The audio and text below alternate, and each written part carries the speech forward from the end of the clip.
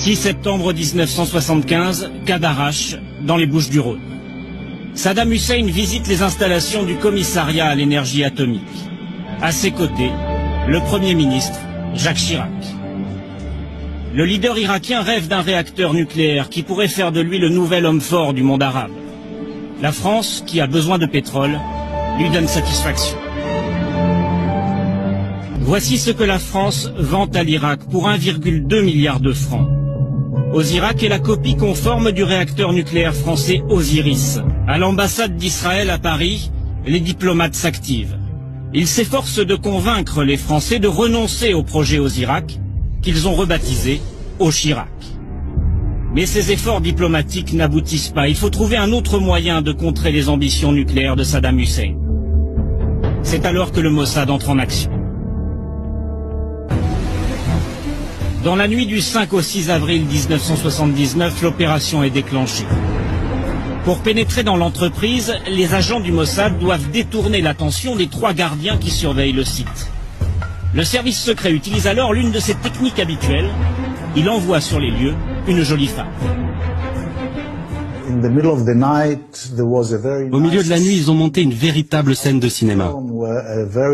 Une très belle fille blonde manque d'être renversée par une voiture. Et elle commence à injurier le conducteur. Et du coup, tous les gardiens sont très occupés à regarder ce qui se passe dans la rue. Pendant que les gardiens observent la scène, un commando s'introduit dans le hangar numéro 3. Un bâtiment de 500 mètres carrés dans lequel est stocké le matériel irakien. Les artificiers placent leurs explosifs, munis de retardateurs.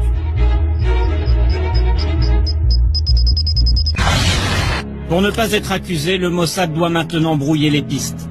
À 13h, coup de téléphone au journal Le Monde. Le sabotage est revendiqué par une organisation écologiste dont personne n'a jamais entendu parler. Le professeur El Meshad, 47 ans, est l'un des hauts responsables du programme nucléaire irakien.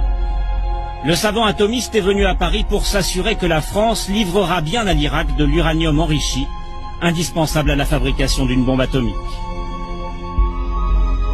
Le 14 juin 1980, la police le retrouve mort, assassiné, dans sa chambre de l'hôtel Méridien. L'assassinat est lié au nucléaire, l'affaire est sensible. Elle est confiée à cet homme, Jean Baklouti. Grand spécialiste du contre-espionnage, il est numéro 2 de la direction de la surveillance du territoire. À l'époque, Jean Baklouti fait tout de suite le rapprochement entre le meurtre d'El Meshad et le sabotage de la Seine-sur-Mer, car il n'a jamais cru à la revendication écologiste. Nous avons identifié physiquement le gars qui l'a fait. Nous savons quel est le gars, et si vous le connaissiez, si vous le voyez, vous seriez convaincu qu'il est capable de faire ce genre de choses. Pourquoi ?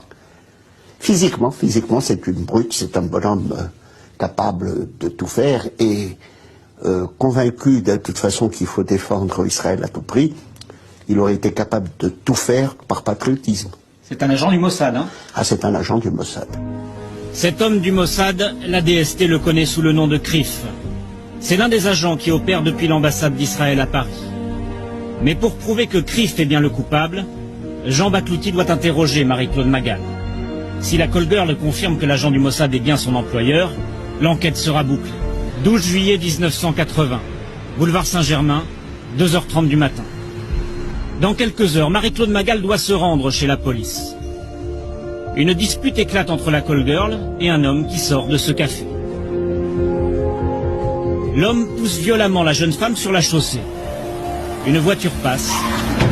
Le témoin clé du meurtre d'El Meshad trouve la mort dans ce qui ressemble à un banal accident de la circulation. À partir d'un moment où ils ont su qu'on était en train de remonter la filière, il fallait se débarrasser de la bonne femme. Hein. Une 50aine de lettres de menaces est adressée aux ingénieurs français. Parmi les destinataires, Gérard Bontron, le directeur du projet. La lettre reçue par les ingénieurs français est explicite. Nous apprenons que vous vous apprêtez à repartir pour l'Irak pour suivre les travaux de construction de la bombe atomique au service de l'infidèle sanguinaire Saddam Hussein.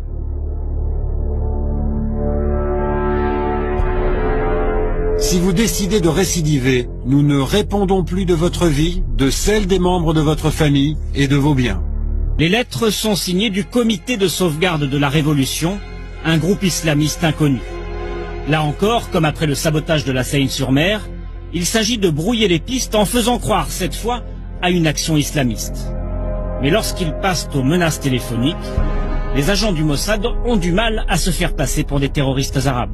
À 2 heures du matin, j'ai été réveillé par une personne qui, s'exprimant avec un évident accent arabe, a répété en gros les menaces qui étaient dans les courriers que j'avais reçus. Et je l'ai fait répéter pour essayer d'en tirer plus de renseignements, et l'accent arabe a disparu, puis il m'a dit « Oh, puis vous m'avez bien compris, terminé ».